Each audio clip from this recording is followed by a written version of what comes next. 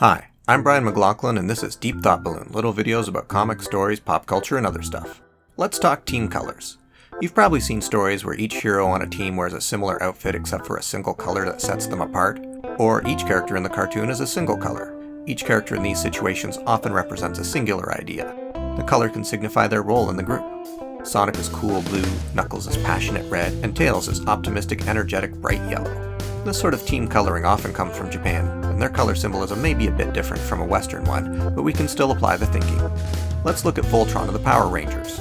Both teams have members with their own singular colored robot that join to become part of a larger robot. It's the idea of a collective hero.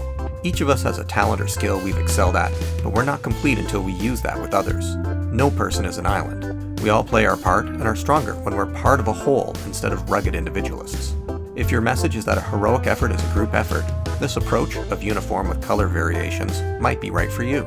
To write a group like that, you often want to pick a different aspect of a single person and assign them a color. In comedy, they talk about the robot, animal, and child types. The robot thinks things through, calculates their decisions logically. The animal acts on impulse, listening to their hungers. The child is naive, innocent, finding a new way of looking at things, sometimes seeming dumb, but also wondrous. In the Powerpuff Girls, Blossom is the robot, Buttercup is the animal, and Bubbles is the child. You should be able to find this trio in a lot of sitcoms. In The Secrets of Story, Matt Bird calls those archetypes the head, heart, and gut, and sometimes adds spirit into the mix. You can use whatever divisions make sense for you though, whether it's the elements, things that start with the letter D, or even the 7 deadly sins. The idea is that in a novel, you can get inside a character's head as they think things over. But in a visual medium like comics, you want to show and not tell. Showing that inner thought process could be a lot of caption boxes or thought balloons, so instead, you make each of those points of view into different people who argue passionately. One character says you should throw out all your old birthday cards, that they're just taking up space. And another character says you should keep those objects, they're connected to your past. You feel them even if you keep them out of sight. And then the other character makes a decision based on that discussion. They might try one or both, and then find the path that's right for them, whether it's one of those or a third option. Color coding your one-dimensional heroes can help people know at a glance what they're about, if the advice is coming from a hot-headed animal, a cold calculating robot, or optimistic child. If you go this route with characters that are each one main color, you'll probably pick primary colors for your main characters, like they did with Sonic. Unfortunately, female characters were not part of the original cast of characters in the Sonic universe.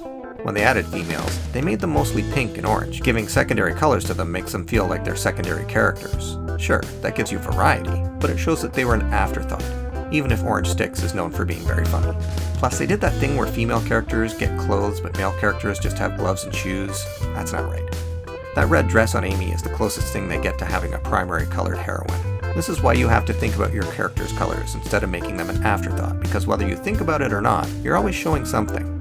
With my book, Complete the Quest, The Poisonous Library, I tried to do this with the 6 characters you get to pick from to play through the RPG graphic novel. The shapeshifter is pink and red because it makes you think of flesh under the skin and blood, a physical force where the body gives you power. Picking yellow for the Sun Priest was a no-brainer, green for the sneaky plant folk, giving her a connection to nature and the color of camouflage, purple for the wizard, the color of magic and creativity, making something out of nothing, and orange and blue for the 2 brothers who are good at fighting, because orange is a more humorous color, hopefully predisposing the readers to think of their violence more akin to slapstick than slasher, and blue for their dependability. There isn't much they can't be when they work together. It all fits into the book's message, where you need more than one hero. No chosen one in this fantasy.